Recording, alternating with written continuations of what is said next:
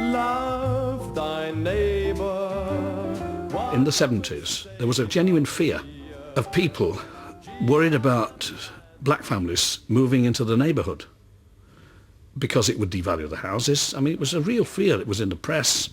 And I was reading a paper one day, an article about this, and I suddenly thought, well, wait a minute. There's a funny idea, this. Hello, mate. Eddie Boone. Next door. Just thought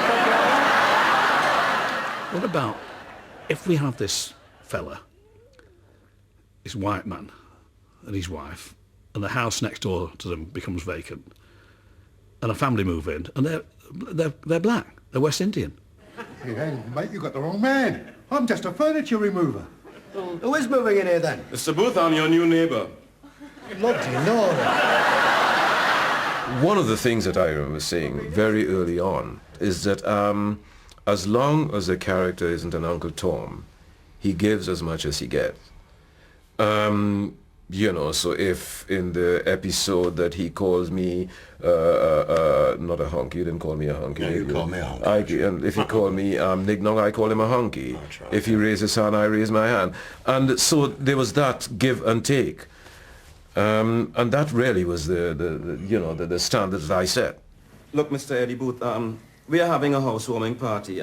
Would you like to come, brother? Come on, Eddie. I wouldn't go if it went down on his bended knee. Look, I ain't going on bending knees for you, you white honky. All I'm doing is asking you to come to my housewarming. The only housewarming of yours, Joe, is when we burn your house down. I get asked by the press or by individual publicists or whoever, you know, they sort of, they ask me what my feelings are about having done it in such a manner that the language is couched in such a manner as if to say you should be ashamed of having been associated with it, and I won't accept that at all.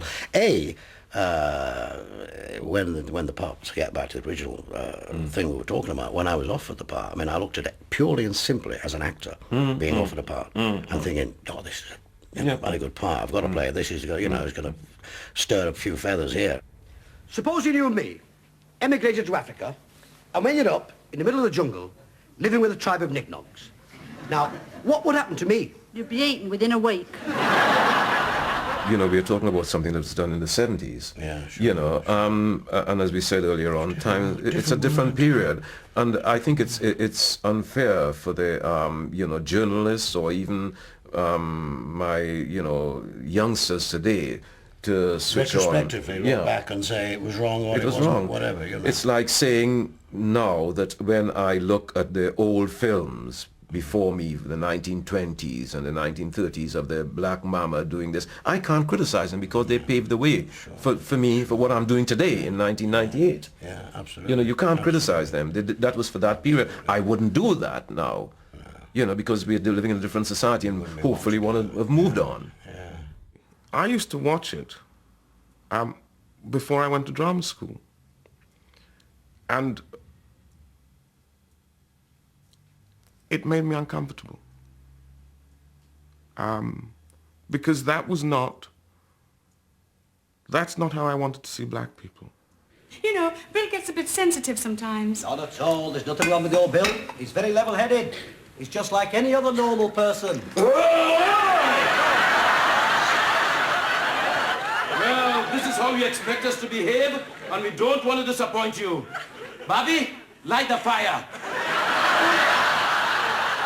One more white man for the pot. It's as though you've got two mud wrestlers, right? Well, they're both in the same pit. Whereas with Rising Dam, what you got was somebody in the pit and somebody who was above the pit. You know, so, I mean, I think that there's the world of difference.